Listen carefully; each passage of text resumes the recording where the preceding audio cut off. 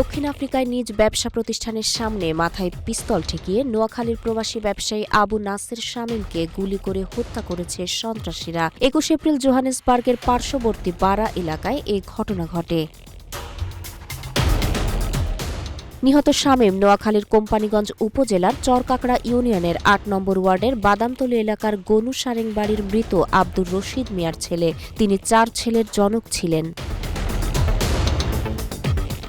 নিহতের বড় ছেলে আবু রাফসান পিয়াস বলেন, তার বাবা ২০০৭ সালে প্রথম দক্ষিণ আফ্রিকায় পাড়ি জমান। ৪ বছর আগে দেশে এসে পুনরায় সেখানে ফিরে গিয়ে ব্যবসা শুরু করেন। বর্তমানে তার ৪ থেকে ৫টি ব্যবসা প্রতিষ্ঠান ছিল।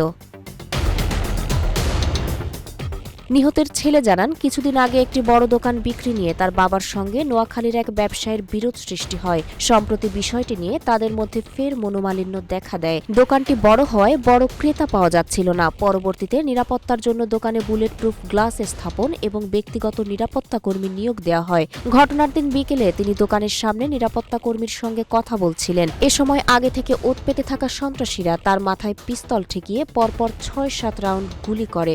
এতে ঘটনাস্থলে তার মৃত্যু হয়।